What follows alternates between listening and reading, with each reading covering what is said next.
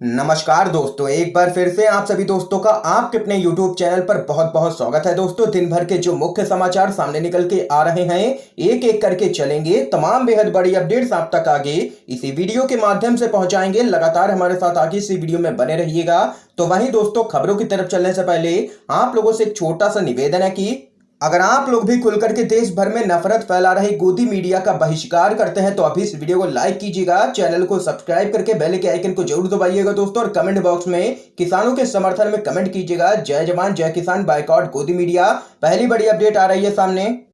BJP में भयंकर बगावत। महाराष्ट्र में 14 नेताओं ने छोड़ी पार्टी और वहीं पंजाब में पूर्व मंत्री को निकाला तो दिया जवाब, मेरे लिए मेडल समान है। आप लोगों को बताते चले, नरेंद्र मोदी कैबिनेट में विस्तार के बाद बीजेपी में बगावत देखने को लगातार मिल रही है। महाराष्ट्र में 14 नेताओं ने पार्टी छोड़ दी तो पंजाब में पूर्व मंत्री को निकाल दिया गया। हालांकि जवाब में उनकी ओर से कहा गया है कि यह चीज उनके लिए मेडल समान है। महाराष्ट्र की बात करें तो वहां पर सांसद प्रीतम मुंडे को केंद्रीय कैबिनेट में शामिल न किए जाने के विरोध में यहां पर महाराष्ट्र के बीड जिला के 14 पदाधिकारियों ने इस्तीफा दे दिया है बीजेपी से। इन नेताओं में बीड बीजेपी जिला महासचिव यहां पर भी शामिल हैं।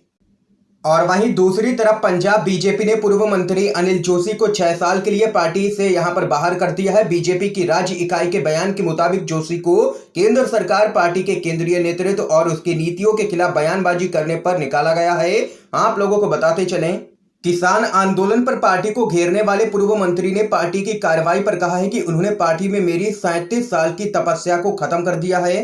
तो यहां पर दोस्तों देख सकते हैं कि महाराष्ट्र में 14 बीजेपी नेताओं ने पार्टी से इस्तीफा दे दिया और वहीं दूसरी तरफ पंजाब में एक बीजेपी के नेता ने किसान आंदोलन का समर्थन किया तो बीजेपी ने उसको पार्टी से ही बाहर कर दिया। एक और अपडेट आ रही है सामने।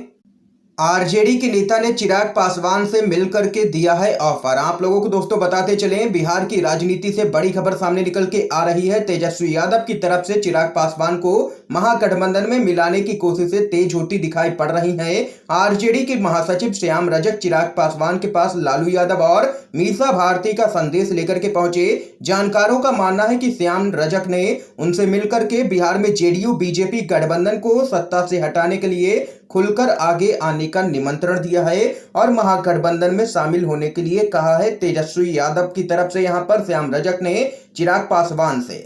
गौरतलब है कि पशुपति पारस के पलट जाने के बाद से लोजपा 2 खेमों में बंट गई है। इस विषय को लेकर के चिराग पासवान भाजपा से भी खासे नाराज चल रहे हैं। एक और बड़ी खबर आ रही है सामने। कांग्रेस अगर जनसंख्या नियंत्रण कानून ले आई होती तो बहुत से सीएम पीएम आज पैदा ही न हो पाते। एआईएमआईएम नेता का बयान। आप लोगों को बताते चलें, एक डिबेट के दौरान एआईएमआईएम के प्रवक्ता असीम वकार ने कहा है कि अगर कांग्रेस पार्टी अपने समय में देश में जनसंख्या कानून ले आई होती तो देश में मौजूदा कई नेता, मुख्यमंत्री और प्रधानमंत्री आज पैदा ही न हो पाते। नेता ने कहा है कि यह भ्रांति दूर करने की जरूरत है कि मुसलमान ज्यादा बच्चे पैदा करते हैं। प्रवक्ता ने कहा है कि आरएसएस के लोग अधिक बच्चे पैदा करने की बात कर लोगों को भड़काते हैं। आपको बता दें कि यूपी में प्रस्तावित जनसंख्या नियंत्रण विधेयक के एक मसौदे के अनुसार उत्तर प्रदेश में 2 बच्चों की नीति का उल्लंघन करने वालों को स्थानीय निकाय चुनाव लड़ने, सरकारी नौकरियों के लिए आवेदन करने, पदोन्नति और किसी भी प्रकार की सरकारी सब्सिडी प्राप्त करने से वंचित कर दिया जाएगा। एक और बड़ी खबर जान लेते हैं। राकेश टिकैत का बड़ा ऐलान। कहा 22 जुलाई से हमारे 200 लोग संसद के पास करेंगे जबरदस्त विरोध प्रदर्शन। आप लोगों को बताते चले, किसान नेता राकेश टिकैत ने 22 जुलाई से संसद के मानसून सत्र के दौरान धरने का ऐलान किया है। उन्होंने कहा है कि मोदी सरकार बातचीत करना चाहती है तो हम भी तैयार हैं इसके लिए। 22 तारीख से हमारा दिल्ली जाने का कार्यक्रम तय है। 22 जुलाई से संसद सत्र शुरू होगा। 22 जुलाई से हमारे 200 लोग संसद के पास धरना प्रदर्शन करेंगे और वहां पर जाएंगे। उन्होंने आगे कहा है कि मैंने ये नहीं कहा था कि कृषि कानूनों को लेकर के यूएन यानी कि संयुक्त राष्ट्र जाएंगे। हमने कहा था कि 22 जनवरी की घटना की निष्पक्ष जांच हो जाए। अगर यहाँ की एजेंसियां जांच नहीं कर रही हैं तो क्या हम यूएन में जाएं?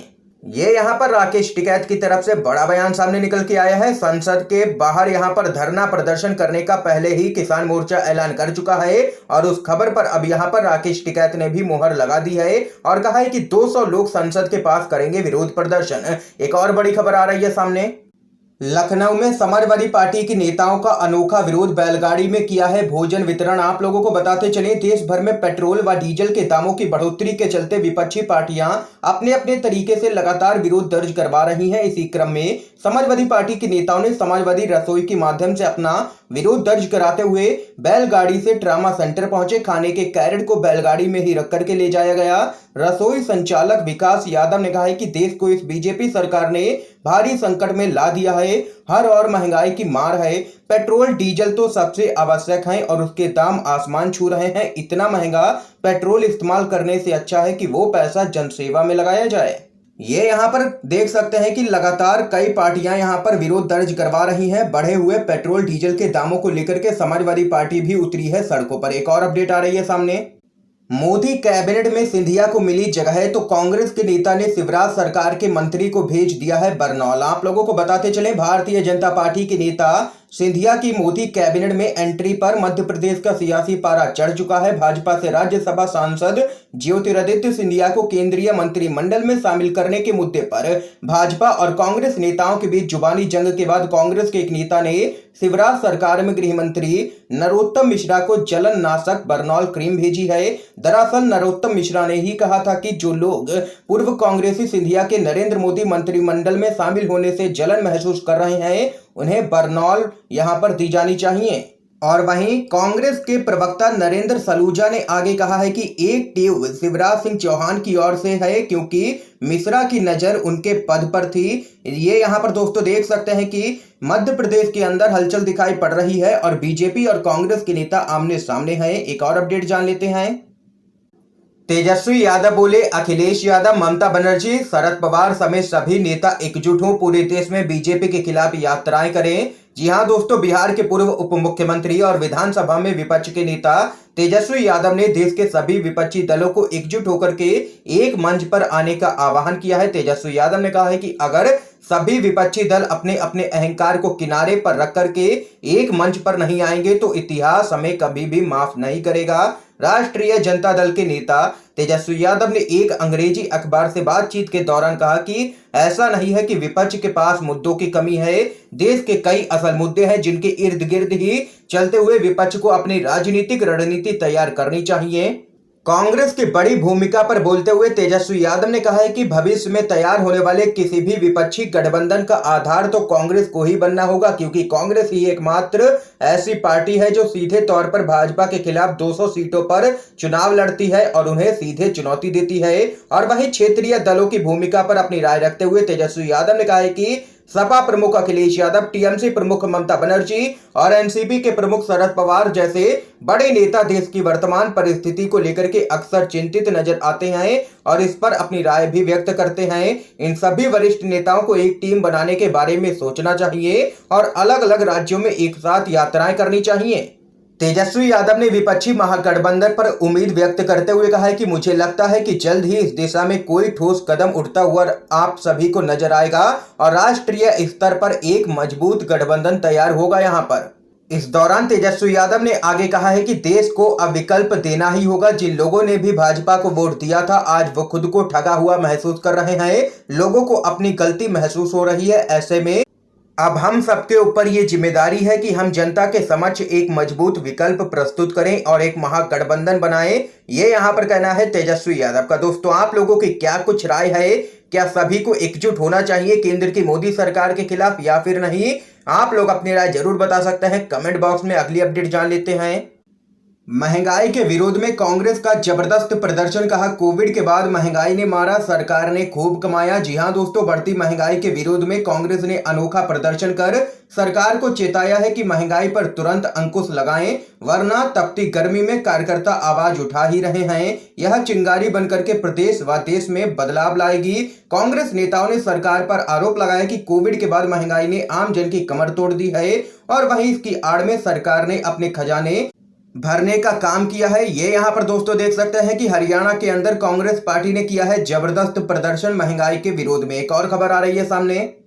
राम मंदिर ट्रस्ट में फेरबदल की अटकलें, बोले कांग्रेसी दिग्विजय सिंह। इस तीर्थ क्षेत्र पर आरएसएस का कब्जा है, साधु संत लगा दिए गए हैं किनारे। आप लोगों को बताते चले, उत्तर प्रदेश के अयोध्या में राम मंदिर निर्माण कार्य में जुटे राम जन्मभूमि तीर्थ क्षेत्र ट्रस्ट पर जमीन खरीद में लगातार गड़बड़ी के आरोप लग रहे हैं। इस बीच कुछ हालिया मीडिया रिपोर्ट्स में कहा गया है कि ट्रस्ट में जल्द ही यहां पर बदलाव किए जा सकते हैं। इनमें यह भी कहा गया है कि ट्रस्ट के महासचिव चंपत राय को संघ ने चित्रकूट भी तलब किया है और नई जमीन की खरीद पर रोक लग गई है। और वहीं इन खबरों के सामने आते ही कांग्रेस के नेता दिग्विजय सिंह ने भाजपा और संघ पर जबरदस्त तरीके से हमला बोला है और आरोप लगाया है कि सनातन धर्म के साधु संत और महंत किनारे लगा दिए गए हैं। और वहीं श्री राम जन्मभूमि तीर्थ क्षेत्र पर पूरा कब्जा अब यहां पर आरएसएस का है। ये यहां पर दिग्विजय सिंह ने घेरा है। एक और अपडेट जान लेते हैं। जंग जैसे हालात है, मजबूत स्थिति में है चीन, पाक, तालिबान व अफगानिस्तान भी है ड्रैगन के साथ। बीजेपी के सांसद सुब्रमण्यम स्वामी ने किया है आगाह। जी हां दोस्तों, बीजेपी के सांसद सुब्रमण्यम स्वामी ने चीन के इरादों को लेकर के मोदी सरकार को आगाह किया है। नेता ने एक चर्चा के दौरान कहा कि चीन के साथ हम युद्ध जैसी स्थिति में है। चीन लद्दाख में इस समय मजबूत स्थिति में है और उसे पाकिस्तान और तालिबान अफगानिस्तान का भी साथ मिला हुआ है। ये यहां पर कहना है दोस्तों बीजेपी के ही सांसद सुब्रमण्यम स्वामी का। दोस्तों, आज की तमाम बेहद बड़ी खबरें थी जो हमने आप लोगों तक पहुंचाई हैं। इन खबरों को लेकर के आप लोगों की क्या कुछ राय है जरूर बता सकते हैं कमेंट बॉक्स में कमेंट करके। वीडियो पसंद आए हो तो लाइक कीजिएगा, शेयर कीजिएगा। आप सभी का बहुत बहुत धन्यवाद दोस्तों।